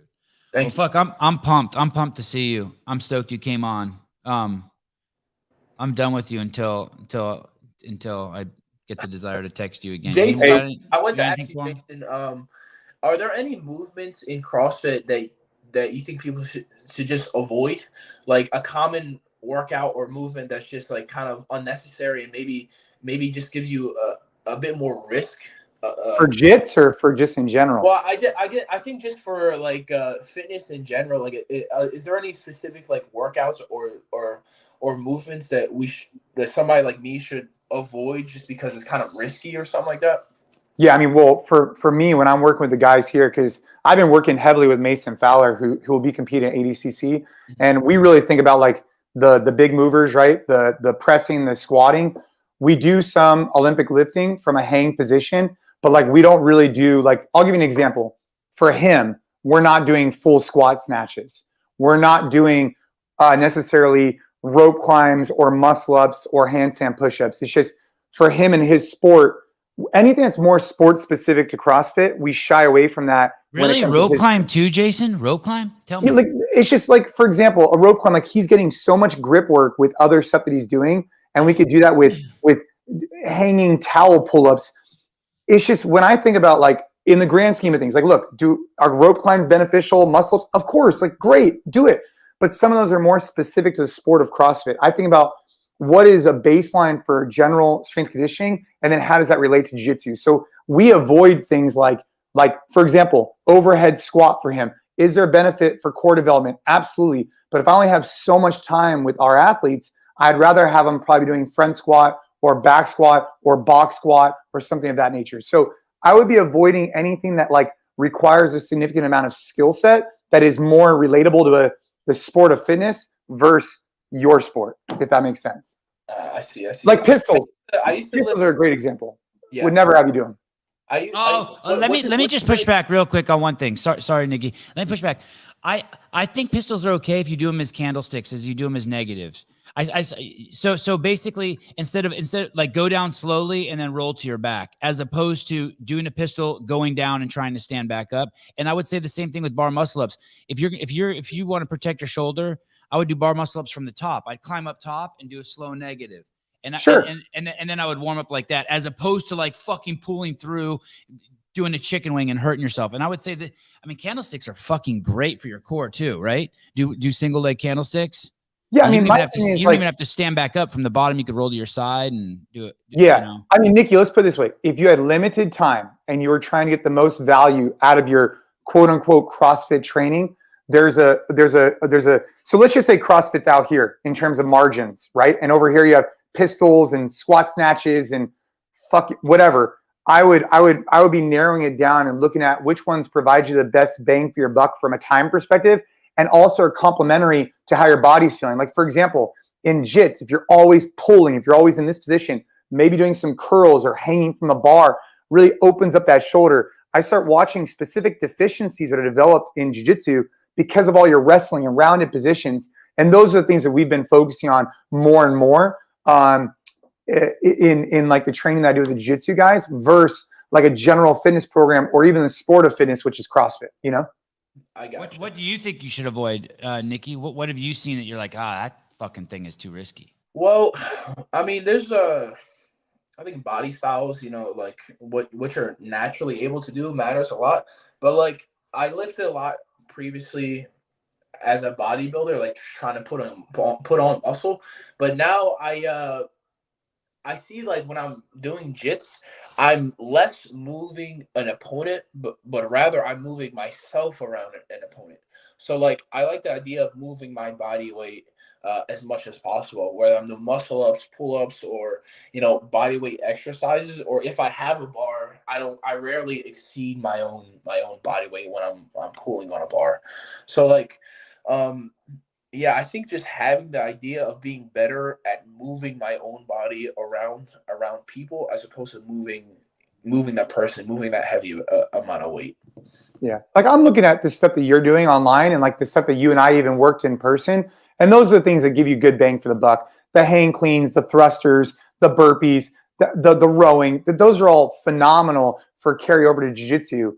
And then also a lot more mobility work. I think that we don't do enough soft tissue work in terms of like pre and post. That's something I've been working on. Quad smashing, couch stretch, those are things I think would also help your jits and just your body feeling really good. But yeah, the stuff you're doing looks good. It's the outer layers of movement that require a significant amount of technique. You're getting coached in jiu-jitsu. So unless you're getting coached in your movement as well, I would avoid like certain movements that are kind of like a full squat snatch requires a coach to kind of look and see how you're moving. I just think for you, it just might not be the right time for that. You know, maybe after ADCC, fuck yeah. If you want to learn how to do that, I could definitely help you out. Yeah, no, I hear you, man. Yeah, sandbag work. That's a good way too. Awesome, dude. Thanks for coming on. I'm pumped to watch. Hey, where can people watch? Do you have to subscribe? Is it Flow? Is it YouTube? How do people watch? Do you know? Yeah, I believe you have to subscribe to Full Grappling to watch it live, and then they're gonna drop some matches on YouTube as well. Yeah. Would you be handing your Instagram account over to anyone, like a friend, or to make sure they're getting good shit for us? Follow you? I'll be posting. I'll have some posts set up. Usually I get flooded with pictures and stuff like after every matches, so I'll keep you guys posted throughout the event. All right, cool, dude. You the man. Yeah, dude, I'm fired up. I'll be there, Nicky. So I'll be rooting for you. Yeah, man, it's gonna be exciting. It's gonna be an exciting time. All right, but I'll see you in Vegas, man. All right. Cheers, dude. Thank you. Yep, thank you. I didn't even get to kick him off. He kicked himself off. Do I close out now? Or how does that work? You can, if you want to. You can hang on with me. We're still live. Oh, you're still live? Yeah, you know, it's funny. Oh, what's up, Matt? What's up, brother? I have call-in number. This is where it gets spicy at the end. Yeah, this is where it gets crazy. It's gonna get weird. Those of you who are expecting Alex Stein, he at the last minute said he couldn't make the show. It sounds like we're rescheduling him for Thursday. For those of you who don't know who Alex Stein is, he went to war with AOC on the Capitol steps. Told her she was a big booty hoe, and then big booty Latina. Yeah. No. And then recently he fucking schooled David Portnoy from Barstool Sports. Fucking schooled his ass. It's getting lit up now. Yeah. But Alex, I don't know what he's doing. Hopefully he's getting testosterone treatment or something. He's getting some California hormone. Hey, how funny was that? What did you call it where you don't edging. Dude, I've never heard it referred to as that. That was good. Popular topic on this show, edging. Yeah. we bring it up with all the high performers. Oh my gosh. All right. Well, hey, Sevan, I hope everybody's listening has a great day. And how quick does Jason bounce? Oh, meaning how quick before you leave the show? Oh. Hey, he's on his way out. Don't interrupt him. He's giving his final monologue. Don't interrupt him. Oh no, I was just saying thanks for having me on, man. Always a good time. And yeah, Nicky Rod, he's gonna go. It's gonna be a really legit competition coming up in Vegas. So if you guys are not into jiu-jitsu, I think it'll still be exciting. Hey Jason, sorry, quick question, man. If we were to start rolling through a ton of these jiu-jitsu players, what are the likelihood to get you on a kind of co-host like this in the future? Oh, dude, I'll talk to any of these guys, man. I love jiu-jitsu. You know, I'm hopefully, you know, gonna be getting my next belt by the end of the year. I'm competing. Brown belt? Yeah. Oh shit. Wow, shit. Yeah. I'm competing in a couple of days, trying to put my money where my mouth is, where, you know, I'm a big believer in like getting uncomfortable and putting in the effort, and you might as well go see how you stack up against your competitors. So I'm doing that. Santa Cruz on the 16th for the event at the Kaiser? No, because that's that's the same weekend as ADCC. Okay. Yeah, no. So this weekend is in Vegas. I'm going to Vegas on Friday to go compete for Master Worlds, which is like, if you're basically, the way I was told is like, if you're an amateur and you're not like a professional jiu-jitsu athlete, this is, you know, the biggest competition of the year. So there's 30 people in my bracket, which is a lot. And for me to win, you know, it'll take like 5 fights. So I'll keep you guys posted on how it goes. Hey, dude, if it goes really good, you know what I would do? If it doesn't, I won't. Hey, Jason, why don't you have someone stream with your phone directly to your YouTube channel? Susan and I were talking about this. All your matches just from the fucking stands. Oh, so they don't have to be seen on Flow Grappling. So I'm having someone come to film them, but I don't know like what the rules are. I'll have to. Anyway, yes, if I could do stuff like that, I will. Especially if I'm winning, I'll definitely do it. But do you know the top guy in that class? Is he a beast? No, you don't even know him. You haven't researched him. Nothing. I don't know anybody. I don't know who I'm going with. The brackets come out tomorrow, so we'll see what's up. But yeah, and then boom, after that, full throttle to train for the Rogue Invitational. In regards to some of these questions about the weight on the barbell in the video, I'm unfamiliar with what that is, Bailey. So I'll have to go look it up. I'm unfamiliar with any controversy. Oh, so basically what happened is Travis, I think it's this. There was a couple of them, I think. Yeah. If you could pull up Travis Mayer's, what's Caleb laughing at? If you could pull up Travis Mayer's Instagram account, Caleb, basically Travis did the workout, but he forgot to show the weight of his bar and the weight of his weights. You had to on a actually scale. weigh it, yeah. You had to actually put it on the scale. And even though, and so he didn't qualify, and so he doesn't get to go. He got his, and Travis takes full responsibility for it. He says, "Hey, that's my fault. I didn't follow the rules." Yet these obviously are rogue weights and a rogue bar. So it was a little weird. It's a little weird. It's a little weird. Oh man, that's like one of sucks, those right? like, yeah, but you know what though? The thing about that is, and I was unfamiliar with this, but the thing about that is like, so this dude's obviously legit. There's no question that Travis Mayer is legit as hell, right? Right. Yeah. And there's no question that those are rogue 45-pound bumper plates, and no question that's a rogue barbell. Yeah. I think where it gets iffy is that they make an exception for him, right? Yep. Then it's like, oh, well, why is the exception? Well, he's a premier CrossFit Games athlete using rogue equipment. Well, it just opens the door to other, kind of issues in the future. So I could see why they didn't do that. Yeah, Sucks. and if they let him in, then of course the next question came with who did he sleep with to get Is that to get that kind of variance, to get that special treatment. And that's immediately where we go, right, Jason? Yeah. Well, I don't know about sleeping with somebody. It's not part of my my normal routine, but strategy of his. it's not a strategy of mine. Nor would my wife Jason slept his way to the podium one year. Yeah. Oh man. All right. Well, hey, I guess you guys, all good. To answer some of the questions from earlier, yes, I've been having a lot of talks with CrossFit, and they've been going really well. I've been talking to Dave, been talking to Don a lot. I've known Don for a long time. I think he's going to be doing some really good things at CrossFit. I think the leadership there. You did know Don? How do you know Don? I knew him through because he's in the Bay Area, so I've known him for a while. Did you ever train with him? Yeah. Oh, that's awesome. Shit, that's really cool. I talked to him before he became CEO as well. That's what I mean. So like you knew him. Yeah. You like years ago. Like you've seen him around the CrossFit space. I want to say that he trained at CrossFit Palo Alto, right? No, he was training for a while at Redwood City with us. Oh, at cool. NC Fit. Yeah, well, that was and he bounced, he goes around, but yeah. So I've known him for a while, and I think he's going to do really good things. So that is very reassuring for me, and all the other leadership. I think there's a lot of upside and great potential for CrossFit right now. So it's exciting having conversations with them because it's probably the best I've felt with them in years, as far as like where the direction's going. I think since that 2008, since you walked off the podium in 2008. no. Slid straight down. It was until all downhill after that 2022. win. No, well, I'm going to keep having good conversations with them, and maybe we'll reconvene on another podcast at some time and talk through some more strategy stuff. Savon. I mean, your friendship with Dave is the closest it's ever been. Yeah, I mean, with Dave, and this is a really good testament just to like life and perspective in general. Like people, I think people can have disagreements in certain areas. Maybe they could see things differently because of their whatever. But over time, I think as long as you're mutually aligned, I think Dave's a good guy, and I think that he's done a lot for CrossFit. He's done a lot for the sport. He's done a lot for me personally. Shit, he's the first person that hired me for CrossFit HQ to teach seminars where I learned a lot of the craft.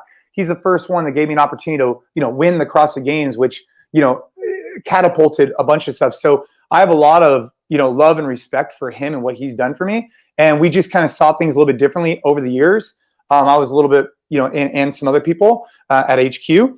And, but that's changed. So things have changed. And so it requires more of a conversation now. Awesome. That is cool. Yeah. And you took your son there to shoot with him at the ranch multiple times. Oh yeah.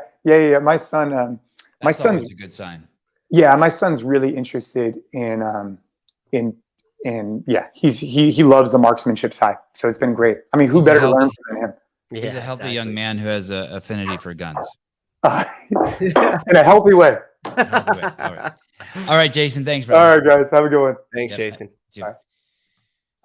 Yesterday or a couple days ago, I saw a post on YouTube that that Dave or someone took and posted on Instagram where it talks about Dave and I working out at an affiliate together in San Diego, and he takes some shots at me, like basically saying that, Dave does. yeah. Uh-oh.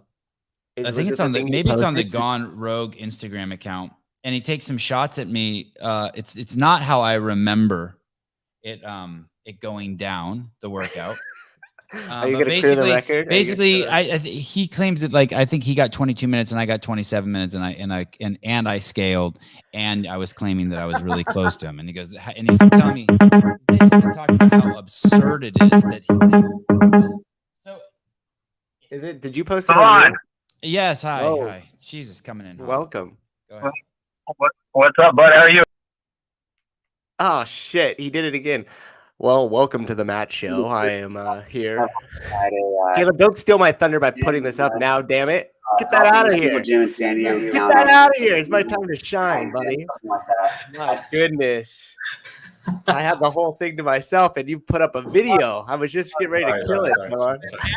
But when I swipe down, sometimes it just knocks me off the podcast. Yeah, the laptop does that. Rookie mistakes, man. Rookie mistakes. Come on, clean it up. Yes, only 600 shows. Caller, you don't have to shout. We can hear you. Hey, yo. Just wanted to call and say I appreciate your show. Listen to it a lot. Definitely like what you guys are doing. So great job. Have a good day. Thank you, brother. Appreciate it. Keep the edging up. So. Oh, geez, Louise is coming in. I told that when you dropped off the second time, I was like, this is it. It's my time to shine. Here we go. Okay. Geez, Louise says it dropped by 50 people. Great. Play this clip, and then I'm going to tell a story. This is from the Gone Rogue Instagram account. Oh, no, this is not my Instagram. Not that one? Caller, hi. Hey, tell those wrenches to let me out of timeout. Oh, what's your name? Elise. Elise. Oh. Wait, why are you in timeout? Miss Radow, you got fucking timed out? I guess. How is that possible? Someone must have done it on accident. There's no way. Someone's gonna lose their wrench. I know. Who did that to who wrenched you? Oh, look at Heidi I don't says, know. I hope it's Elise calling in. Hey, what does that mean that you timed out? What did you say? Did you talk about how short I was or something? That's the only No. thing you're not allowed to talk about. I always behave. Always. Yeah.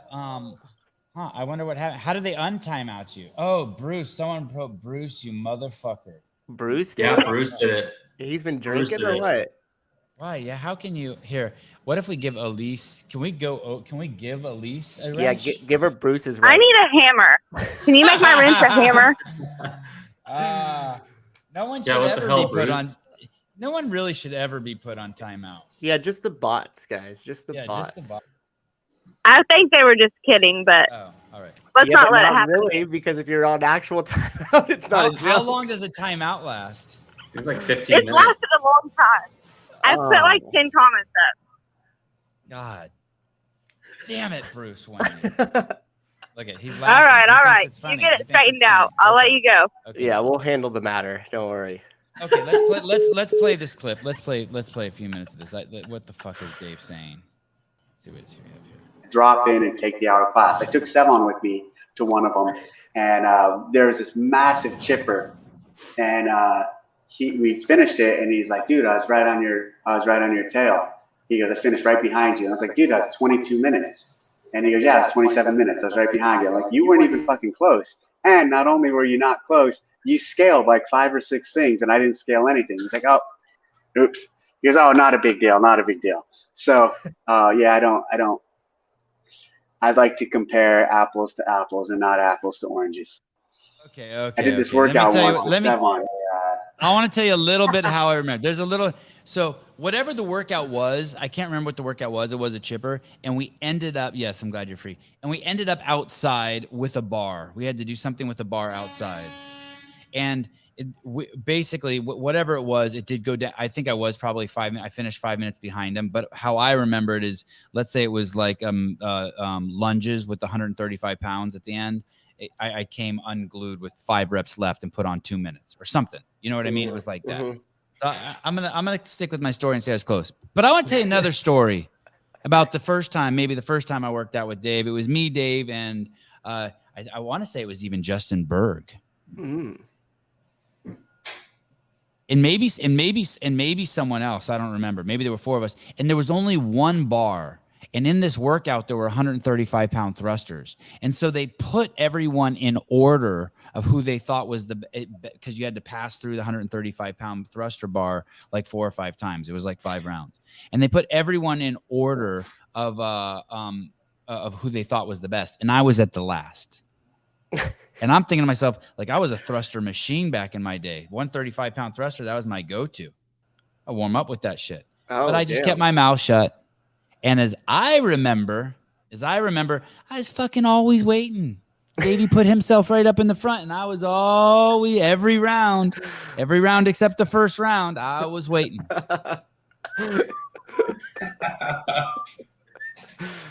The fastest thrusters. That's how about that one, Davey? How about that one? In the garage in San Diego, the San Diego house. Clip it. When you were rich, when you lived with the rich and famous in San Diego, Davey, your neighbor had the Lambo. Remember the house? And you lived in the sweet cul-de-sac. Oh, we're getting trendy specific now. Cul-de-sac. Motherfucker. Telling stories. I'll tell you, I got some stories of working out with you. We've all seen the deadlift. Yeah. At least the deadlift, he stood it up. Just took a minute. An hour later. You better stick to telling bar muscle up stories. You're a fucking one-trick pony. Weighted pull-ups and bar muscle up stories. Douche. Field workout video coming to the newsletter soon. I've been in Newport for 2 weeks, and and Dave thinks he can talk shit. I'm coming home. Daddy's coming home. Don't forget, I live 11 miles. I know where you fucking live. I know the code to your fucking little gated community there in fucking Choloville. Don't think I don't know it. He thinks you're getting soft on that memory foam mattress there. Fuck that dude. Talking shit. Oh yeah, you did get called out by Kerstetter. I am gonna do that. What was that workout? I will do that. And toes the bar. I saw that. That's gonna be a problem. Every time I see those, I just feel bad for your back. I'm like, can we pick another one? I can do toes to bar. I'm gonna have to. I don't even know if I. Oh God. It ends at like 185, I think, for the weight that you. Yeah, I don't. I know. I don't even think I've clean and jerked. I don't even think I've clean and jerked 155 in forever. But I've been fucking around with 135. Oh, look at that shrug. What is? Oh, ooh. Get it. When you do that one, I'll have to tender. It's tender. I'll come over and coach you. We'll get a good warm up going. Feels like someone has a fucking thumb in my ass when I do that. We'll get some bird dogs going. Hypothetically speaking, of course. How would I know? Oh my gosh. All right.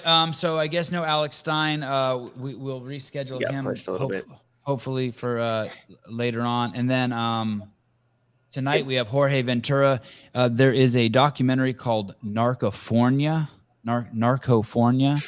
The Daily Caller put it out, and it's Jorge Ventura's documentary. And I watched it last night, and we will be talking about it today. Fuck, it's kind of scary what's going on in California. Gavin Newsom's not a really good dude. Gavin Newsom's a fucking joke. It's Do you see that video when he's standing in the railroad tracks in LA, like of the commuter train, and it just looks like a war-torn third world country? He's like, "How did it get like this? I don't get it." It's like, what the fuck, motherfucker? You have French Laundry dicking around with your rich friends. Everybody else was over here getting the sludge. Well, we're going to tax you more, though. Yeah, fuck off. Man, and we had a chance to recall him, and we didn't. It's bizarre. Well, we didn't because the person was a fringe minority racist. Oh, Larry Elder. Oh, I don't have the book here. I'm reading this book called Sway. It's like he said that, by the way, that everyone who Larry Elder's a black guy, for those you don't know, and he said that everyone who supported him was a racist. It was crazy. But the book that I'm reading now. By the way, Gavin Newsom doesn't look so good anymore. No, something looks like it's wrong with him. I wonder. I think he's a former drug addict. I wonder if he's back on the. He's probably still a drug addict. You know the whole thing with like the family and him and Nancy Pelosi and how they're all related and how far back it goes and how much it spans out to the other forms of politics in the country. Yeah. Look It's at nuts. Sean M. Gavin's a good dude. Oh my God. He must own French Laundry. Sean M must own a couple Hey, of rich restaurants. There becomes a point where shit's so bad it doesn't matter what you do, right? So like shit is so bad in California. Like if you're a Democrat, you should just be like, okay, I'm going to vote Republican. Or let's say there was a Republican in office. It's shit so bad. It's like, hey, I should go the other way. Like the same shit has been being tried here. I'm 50. I think we've been doing the same shit now for probably 30 years. And we're on a 30-year slump. Like, I don't understand why. Like, how about just try something different? Yeah, it's because they're Besides not having interested. places for They're not giving away free interested in fentanyl. that. That's the issue. It's that they're more so interested in just consuming and maintaining power than they are actually helping the people. I mean, think about how terrible they are of users of capital or money, right? You give them a bunch of money and it just gets worse. And the next year we give them more money and it gets worse. I mean, yeah, that looks like an alcoholic to me. Look at that skin. That's some fucking looks red. rough. Yeah. It's like super thin. Something's wrong. I mean, no one. I don't know anyone whose skin colors looks like that and is healthy. Dude, how long would I still be around if I was like, hey, Sevan, I could do this for the podcast, but I need more money. And you're like, okay, I dig it. I'm into it. Here's more money. And the next year I'm like, hey, I know we didn't meet those goals, but I'm going to this year. I need more money though. And you're like, okay. I mean, how many years are you going to just keep giving me more and more as the quality of what you're receiving for that money goes worse and worse and worse? At some point, someone has to look around and be like, hey, what's happening here? And that's the deal. But the book that I'm reading is why rational, intelligent people make irrational decisions, and how you could kind of get sucked into this. Say it again. I'm gonna look it up. It's called Sway. I don't have it with me. I just started it. I'm only a few pages in, so I don't remember. Rational decisions. You like it's called Sway. Yeah, because right away it started off with these mistakes that were made by people that were really top in their profession or industry wouldn't have made mistakes, and those decisions that led them to. And a lot of it has to do with societal pressure and different things like that. Like we were talking a couple rants ago when you were saying everybody came out and yep, that's it. Everybody came in and canceled Glassman, and you're kind of like, what happened to the consciousness level of the whole society during that time? It just went somewhere else, like Salem witch trial status. Right. And this book here, as I was reading some of it, I was like, oh shit, like this is it kind of gives theories and explanations as to why something like that could happen, especially with really smart, intelligent people like our doctors, our trusted doctors and scientists.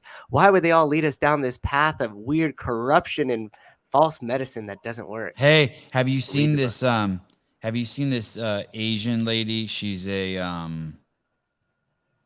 long black hair. She was a CNN medical analyst. Have you seen? Now she's decided that it was wrong to put her kid in a mask for the last 2 years. Oh shit! She just woke up. It's too late. It is too late. It's too late. I mean, for them. I mean, it's. But she also says she wouldn't judge anyone who gave their kids the vaccine. It's too late past that too. It's like.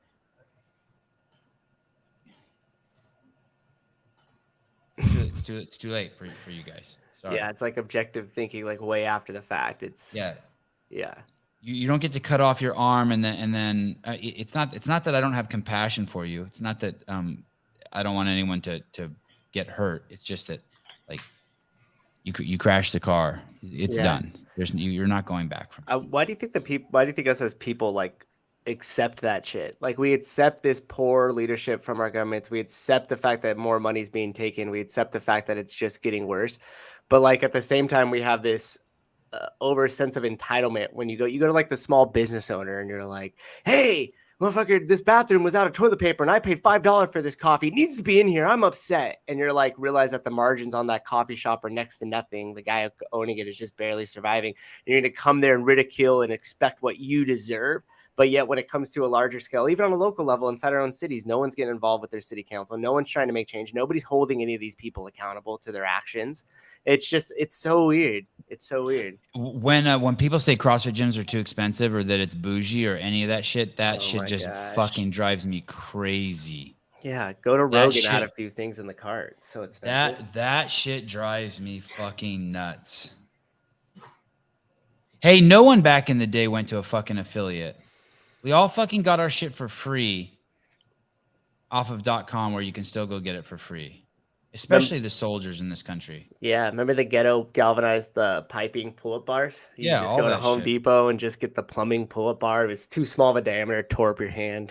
Hey, where am I going to get a steel pole? I need a steel pole for my kids to climb, and galvanized poles are fucked. Everywhere I read about them, it's like, hey, you can't have kids climbing those. You'll fuck them up. You'll get them sick. Where do I find like it? Metals? Oh, Yeah, like interesting. where do you find a metal pole? Sometimes at like Home Depot and Lowe's, they'll sell like kids play areas. Yeah. And sometimes they'll have one like you can get like one attached to that play area. I need a 15-foot pole.